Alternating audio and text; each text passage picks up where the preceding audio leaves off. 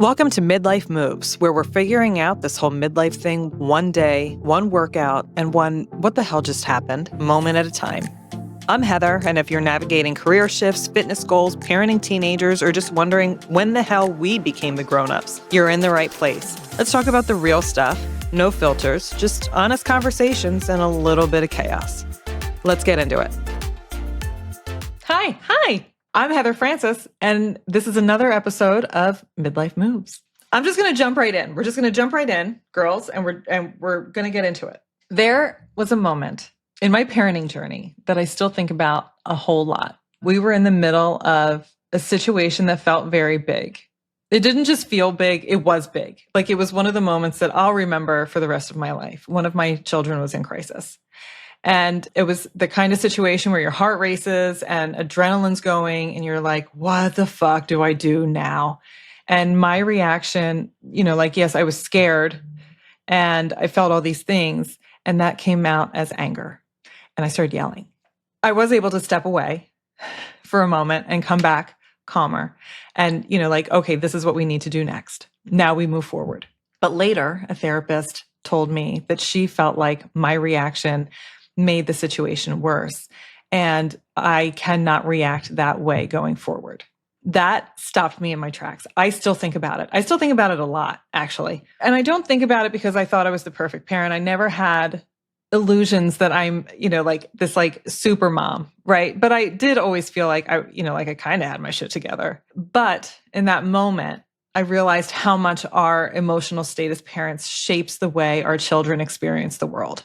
The truth is, no one teaches us how to regulate ourselves when the stakes feel really high. We spend so much time trying to manage our children's emotions without realizing that the most powerful tool in the room is our own nervous system. Think about all the times that you come home and you're stressed out and you start yelling at everybody and then the tone of the house changes versus when you're better able to handle situations. And when you're calm, everyone in the house is calm.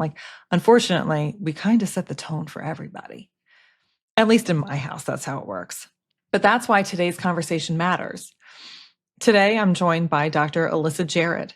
She authored the book Emotion Savvy Parenting, and we're going to talk about what it really means to parent from a regulated place, why perfection is never the goal, but how to repair is always available to us. Being a good parent isn't about never getting it wrong. It's about learning how to come back from it when we do. Let's get into it. Hey, listeners, it's Heather here with a quick message before we get into the rest of the episode. I have been blown away by the level of support from you guys. I love seeing how much the topics resonate with all of you and hearing how the episodes make you feel seen. I genuinely appreciate the outpouring of support from everyone. If you've been enjoying the show, there are a few ways you can continue to support the podcast and the team behind it. If you aren't already, follow us on Instagram at the Midlife Moves Podcast.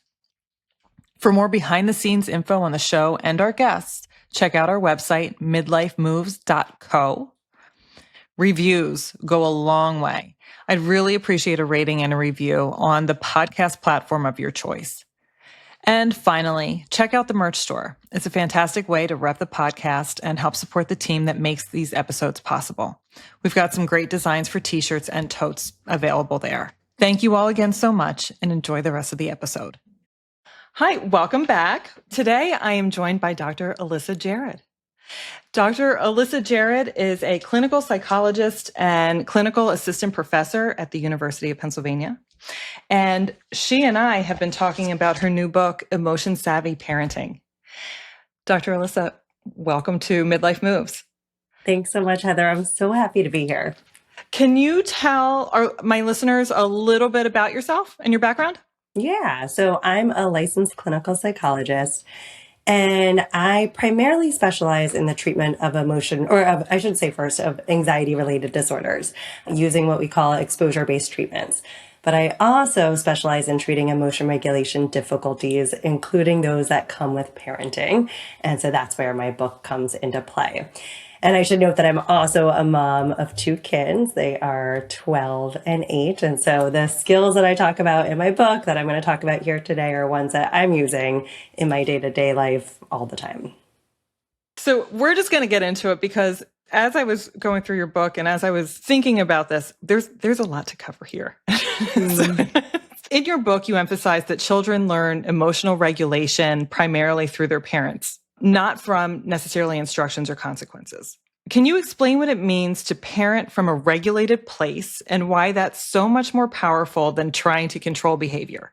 Yeah, I love that question. There's a lot to unpack there. There's a lot to unpack. Yes, yeah. So I first just want to note when I talk about parenting from a regulated place, I'm not talking about like not feeling emotions, right? As humans, as parents, we're going to feel strong, intense emotions at times. And so it's not about shutting those down, but it's about learning to feel those feelings and not let them dictate what we do or don't do.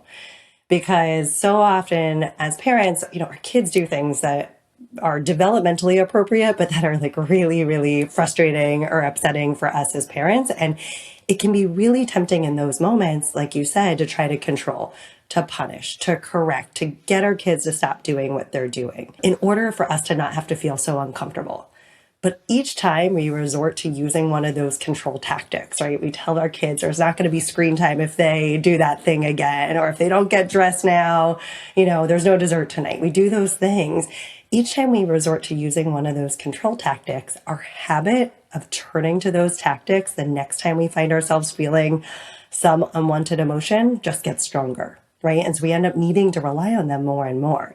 And they may work sometimes for us. Maybe our kids like listen and comply when we use a control strategy like that. But chances are they're not going to work forever. Right. Mm-hmm. And so instead, from my perspective, we're so much better off learning strategies to help us better manage those emotions ourselves so that we're not trying to rely on those control tactics.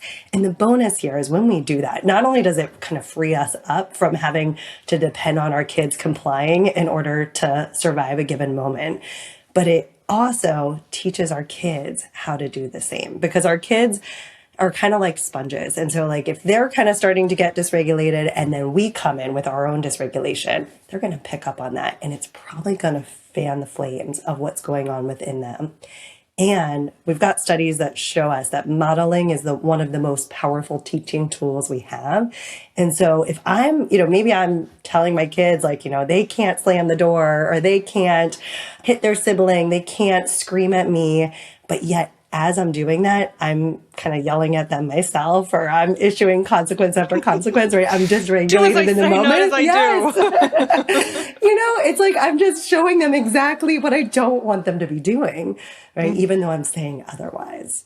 So that's a long-worded answer to your question. But I think for those reasons, we're so much better off focusing on controlling our own behavior rather than our kids. Well, and I think that makes so much, because like if you think it's like as mom, when you come home and you're in a bad mood, like it's not quite the same thing, but like everyone's in a bad mood then. Like you set the tone for the entire house. Totally. Yep. So I guess it's the same thing like when you're modeling like regulated emotional health. It's kind of the same thing. Yeah. Yep. I want to talk about the ART framework. Right. So you introduced the ART framework. It's accept, regulate, tolerate as a practical way for parents to navigate emotional storms. Mm-hmm. How does this show up in everyday parenting moments, especially when emotions are intense and parents feel like they're losing their way? Yeah. Mm-hmm. Okay. So another big question here. I love it though. I will just first say that the ART framework, I think of these as, well, they're science-backed strategies that we can use to help us better manage our emotions, to better navigate those emotional storms, maybe even prevent them from showing up in the first place. And they are ones that aren't always gonna, like, they're actually relatively simple. So I'll go through some of them in a bit, but they're not so intuitive, so natural. We don't naturally turn to these necessarily. And so in terms of like how to set us up for success for those really, really difficult moments where, everyone's heated, it's really important to practice them ideally in moments of calm, when we aren't dysregulated. So the more you can be using these skills on a day-to-day basis in less high stakes moments, the more likely it is that in those more difficult moments, you're going to have built up the muscles for turning to these skills so that they will be more kind of second nature, something that you can pull out when you need them. I wish I was looking to see if I had marked the page when I didn't, and some of them are simple things. Some of them are just like us taking care of ourselves, like maintaining a healthy diet and moving our bodies. Yep. Right. It's just not like physical science, health, right? Yeah, right. It's not deep work that you have to do. It's just caring for yourself. Right. And so often as parents, we're like, oh, we're so focused on caring for everyone else, right? Our kids, maybe, other family members and the things we do at work, we focus on that and we neglect those basic things like sleep or eating a well-balanced meal, moving our bodies, all those things. So yes. I started laughing because in your book, you talk about sleep and you kind of laugh about like, haha, Right. it's so easy to always get, the recommended amount of sleep. And I was like, right.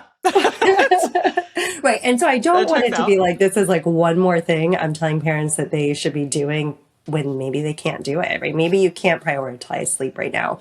Maybe there are small tweaks you could make to make it, something that to help you get more sleep or better quality sleep. But maybe it's not going to be the recommended 7 to 9 hours per night. Maybe that's just not realistic right now for you, but then maybe there are other skills that you can turn to. And so that framework or those tools, like I call them accept, regulate, and tolerate skills. And the acceptance skills are all about like, how can we just accept reality as it is without judgment? So it's not about liking or approving of reality, what our kids are doing, what they're saying, what they're thinking, what they're feeling, or even what's going on within us. But it's just about acknowledging what is exactly as it is without adding any judgments about what should be there or shouldn't be there. And that can be, it might sound kind of, like, why would you even want to do that? But it can be so freeing, so empowering, and it can turn suffering into, more like ordinary pain, right? Right. When we can just accept this is what's happening right now. Yes. It can also help us to better understand what's happening so that we might then be able to go ahead and intervene and possibly shape things up, change things to be more amenable for us. Yes. Yes. Which also makes sense. Like when I'm looking at a situation and I'm just mad about it, there's no constructive thought happening there. It's just anger. Yeah. Right. So once you reach that level where you're like, okay, this is where we are. What is our next right step? Right. Like it just kind of puts you in a whole different mindset. I just as an example, last night even, so my daughter is getting ready for her bat mitzvah. She wrote the greatest, like what we call Devar Torah, a speech that she's going to give. And at the very beginning, she gives a joke about her little brother. And it's actually like really funny, but it's not about him. It's just basically she jokes and says that she's going to have him give the Devar for her, which obviously she's not. And he found out about it and he's like so upset. He does not want to be in her Devar at all. And he was melting down. And in my head, I was like, just go with it. It's like not a big deal, right? Like I was like kind of like, and I was probably conveying that and pushing back on it. And finally, I just really like accepted, you're not going to be happy. You don't want this. And it's staying. Like she worked so hard on it. She's so proud of it. It's actually going to be hilarious. Yeah. And it was just like by like kind of like giving permission for him to feel how he was feeling. He doesn't have to come on board with it, but that we actually moved through it. And he ended up like, okay, he's not loving it, but he's also come to a place of acceptance that this is how it is. Right. Because he watched you model that. Exactly. Yeah. Yeah. So that's acceptance. And there are skills. So mindfulness, which is, kind of a buzzword, and I'm sure many of your listeners have heard of mindfulness, but it is a skill that we can use to help us be more accepting in our day-to-day lives, both like in moments where things are calm, but also even when we're caught in those emotional storms. So I could talk more about that if that would be helpful, but I wonder, should I go there? Should I go to the other skills? Yeah, let's go into regulate. Let's talk about that. Let's talk about regulate. Let's talk about regulating for a minute. You got it. Yeah. So regulate is about understanding kind of the many different components that make up our emotions so that we can maybe do things to render ourselves less vulnerable to experiencing painful emotions in the first place. And so that we can start to tweak those emotions when they arise and they aren't serving us well. So a number of different skills that we can use there. I'll just also to kind of like finish up that, like the acronym ART. The other one is tolerate, which is about how can we, sometimes there are going to be intense emotions that we're going to feel. Like there's a situation where anybody would feel an intense emotion. When that's the case, how can we feel those feelings without letting them hijack us, without letting them dictate what we do or don't do in those moments, so that we don't end up doing something that's going to make the situation worse or that we're later going to regret. So those are the different skills, or the different kind of like types of skills. And then there are a number of mini skills under each of those larger umbrellas. Yes. Processing. Yes. That all makes sense. But so a lot of your work is informed by DBT. Does that, and that all of that goes into art as well? Some of that. Yeah, I mean, really, the art skills or tools are based on DBT skills, just ones that I transformed and adapted for parents. Sometimes I choose, there's one skill, for instance, called opposite action, that in DBT is described as an emotion regulation skill. I conceptualize it as a distress tolerance skill. So I moved it to a different category and maybe shifted how I frame it, but it's essentially, they are DBT skills. Yeah. I'm a big fan of DBT. I don't remember what it stands for. Yep. So we'll get there in a second. But I had to go through an extensive DBT course with one of my kids. And initially I was annoyed because I had to do this course. But then as we were moving through it, I think that every parent should have to do something like that. Yeah. The skills that it teaches you in parenting. So what we learned in that, like that was a crisis need, but it's carried over into the relationship with all of my other children. And we use those skills very regularly. We have a high anxiety house. One of my kids benefits from name 5 things you can see, and like, just like all of those little things to ground you again. Like we use those tools all the time. Well, first, can you explain what DBT is in a way that I cannot? And second, how do you see those skills useful in parenting in general? Because like this is like the whole arch of everything. Yeah. So DBT stands for dialectical behavior therapy, and it was developed by, it is a mouthful, so that's why it's hard to remember. It's the first word every time. I'm like, I don't know. Yeah. And it was developed by Dr. Marsha Linehan at the University of Washington. And I was lucky enough to get to work with her on her DBT team for 2 years while I was in graduate school. But really the treatment was developed to initially help individuals who were highly suicidal, right? And were making lots of suicide attempts. But then over time, it became a treatment for individuals who struggle with emotion regulation. And then over time, it started being used in more and more settings and places, including in workplaces and even in schools. And I once had a patient, an adolescent who I worked with, who ended up writing an essay on why DBT should be taught in every school, right? I think it should, yeah. So there's skills that they are just I would call them life skills, right? They're skills that make us better at navigating this wild thing that we are all on, this wild journey we're all on of life. So in terms of parenting, I mean, they're skills that we need anytime, but especially in parenting, because in parenting, there are so many things that happen. Like we are as parents responsible for so much, and it can feel so overwhelming, so, maddening, frustrating, just going through the motions as parents. Of course, there are great, wonderful moments, right? Where it's thrilling and, maybe we're full, it's great at times. But the reality is a lot of the times it's not. It's really hard. Yeah. And so these skills can help us to not only better weather those difficult moments, but also to better connect and appreciate appreciate what we have in moments where we aren't necessarily completely stretched thin or challenged in some way. A conversation that I have with other parents often is how bad they feel after they have a night where they go home from work and maybe they're stressed out and they just unload on everyone.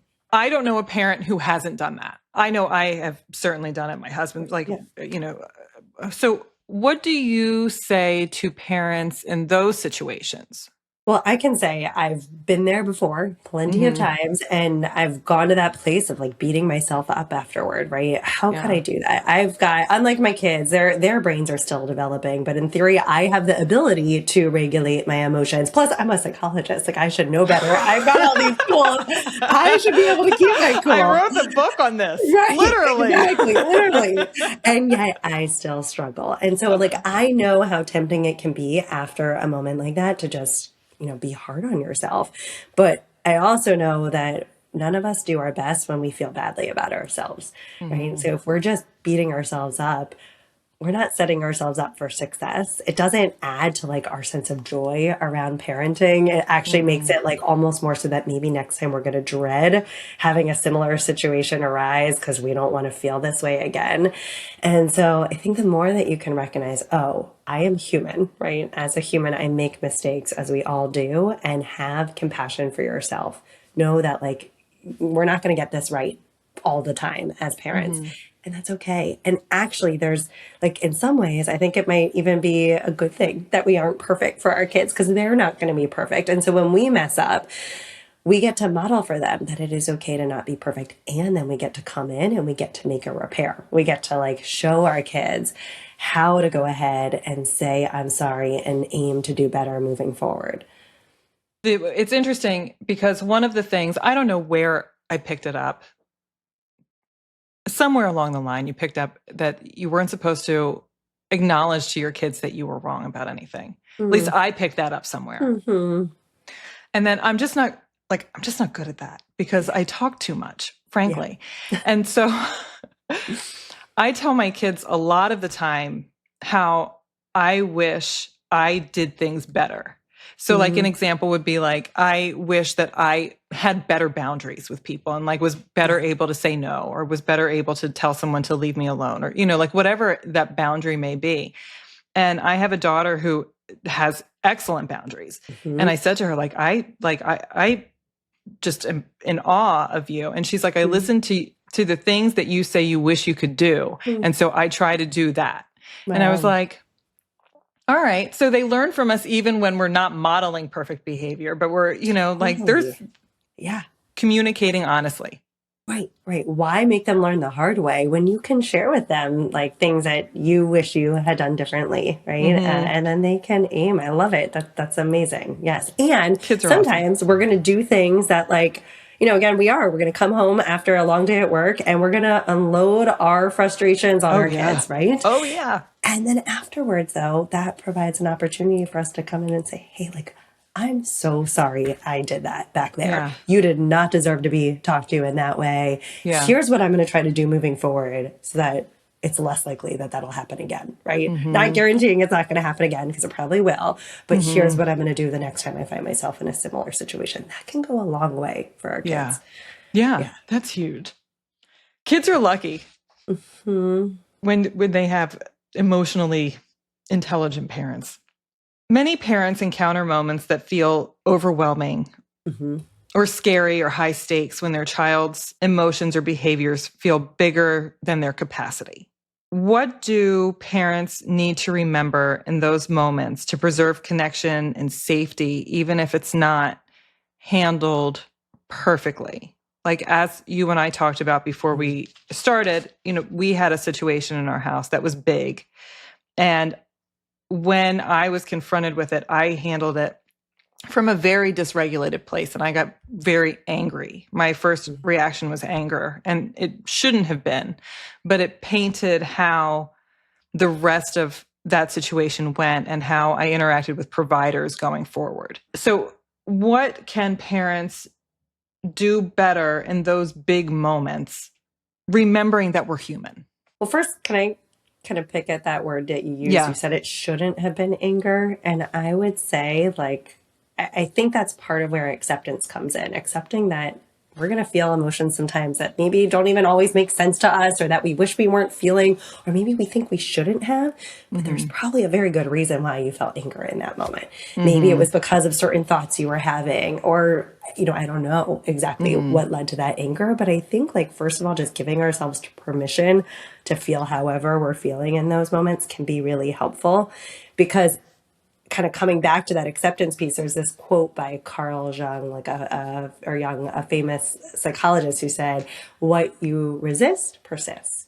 And so for like telling ourselves we shouldn't be feeling this way and we're fighting it, oh my gosh, it's going to actually probably lead that emotion just to fester and get bigger and bigger. So I think that's the first thing I want to note there. Like if you can give your space to feel yourself permission and space to feel however it is that you're feeling in a big moment like that. And then know, yes, you are human. You may not get it just right. You may, act with anger. You may say something that you later wish you hadn't. And I think the big thing is to keep in mind that it's never too late to change course. Because I don't know about you, but sometimes I start down a path and I'm like, well, now I just got to stick with this, right? I'm committed now. Right. Yeah, exactly. Yeah. I've already lost it, so I might as well just go for it. But like, the more we can remember to like that we always have the ability to change course and we can let our values, how do we ideally want to show up with our kids? Like in any given moment, no matter what our kids are doing or not doing, no matter how big or overwhelming the moment may seem, if we could look back on this moment, maybe it's like 20 or 30 years from now, how would we ideally like to see ourselves navigate this moment? Right? Like how do we want, what are the adjectives that describe how we want to comport ourselves in those moments? And then we can let those values guide us. Right. And so in a moment for me, sometimes, even last night with my son, that example I gave, I found myself getting frustrated. And then I just reminded myself like, no, I'm going to choose love here. Like I'm not going to let his like intense, fighting of this joke that's going to be in the bar. I'm not going to let that rattle me. I may feel a little rattled inside, but I'm not going to let it shape how I interact with him here. And so again, I think that choosing love in those moments, if we want to be loving, we want to be patient, we want to be kind, respectful, whatever it may be, if those are the things that we care most about, we can let those guide us. And again, even if maybe initially we didn't let those emotions or those ways of being guide us. Maybe initially the emotion hijacked us, but we can always turn back to those. Yeah. That's a really good way to look at it. Like, what do I want them to look back on? I want them to feel supported. Yeah. In whatever they're doing. So that was the heavy stuff. I have a couple other questions that I would like to talk to you about since I went through your intake form. Sounds good. Okay. So this is just for fun. Mm-hmm. You are 5'5". Did I put that on there? I don't remember saying that, but yes, I'm 5'5". And you have a brother that is 6'10". I was reading, so for the listeners, I send out an intake form to everybody just to make sure I have basic information and and I don't know, and sometimes I get really good stuff on here. Sometimes people don't really fill everything out. So I said, so one of the questions is what's something that people might be surprised to learn about you? And you said, I'm 5'5", but I have a brother who's 6'10" and another brother who's 6'4". How tall are your parents? My mom is 5'8" and my dad is 5'10", and my sister is 5'11", taller than my dad. Yep. I love that. I have a brother who's 6 foot. I'm 5'6". I have a brother who's 6 foot, and he's much, much younger than me. And our parents are not a tall people. So we were talking this weekend. I was like, where did you get that height? I mean, it's not 6'10", but I was like, where did that come from? Yeah. Because we are not a tall people. Yep. Yeah. I have no idea. And I don't know what happened to me. Like I was like, everybody joked that I was the shrimp, like the bait, all along. I don't know what happened. I love that. Families come in all shapes and sizes. Yep. If there's one thing that you would like my listeners to walk away with after hearing this, what would it be? Oh, I think knowing that it is so normal, so natural when we are feeling some kind of a strong, unwanted emotion to want to try to escape that, to avoid it, to shut it down in some way, right? That's like kind of, as humans, we're kind of programmed to want to avoid pain. That's why if our hand is in the fire, we pull it out. And the same is true of emotional pain. But unfortunately, our attempts to avoid emotional pain tend not to serve us all that well in the long run. They tend to backfire and, again, prolong and exacerbate our suffering. And so I think the more that your listeners can start to view those painful, unwanted emotions not as like a terrible thing, not as something that they've got to make stop or shut down right away, but instead as kind of part of being human. And I even would go a step further and describe those moments of intense emotional discomfort as actually being golden opportunities to practice relating differently to those emotions. So that instead, again, of seeing that moment as something you just got to white knuckle it through, you've got to dread, you've got to avoid at all costs. No, this is like in some ways a gift from the universe to get to practice relating differently to those uncomfortable feelings. And it's not just parenting. Like it's like this just like this goes into like every aspect of like how we deal with our partners. Yep, totally. Yes. Because I yell at him a lot too. Yeah. Yeah. If people wanted to buy your book, so, and I'm going to give this is actually a very entertaining book. I'm just going to throw that out there. If they wanted to purchase it, where would they purchase it? Well, first of all, thank you for saying that. I really enjoyed it. I'm so glad to hear that. You can get it on Amazon, Barnes and Noble. There are like Walmart. I think there are smaller bookstores that have it, but not every small bookstore. So probably some of the bigger retail stores are going to be the ones where you can get it. And we'll have a link to it in the show notes. Great. And if people wanted to get in contact with you, how would they do that? So they can find me on my website, AlissaJerud.com. I also am sometimes on Instagram at EmotionSavvyDoc. And my last question for you, what is one thing that makes you feel confident? One thing that makes me feel confident. That is such a great question. Honestly, I'm going to say it's acting confident, even if I don't feel it. Yeah. Yeah. Fake it till you make it. Absolutely. I'll note quickly, like I give presentations all the time. Like, sometimes hour-long presentations, sometimes they're days long. But I do it all the time, sometimes to really large audiences. And I am someone who I don't love public speaking. And I actually used to feel intensely anxious every time before I would get up and speak.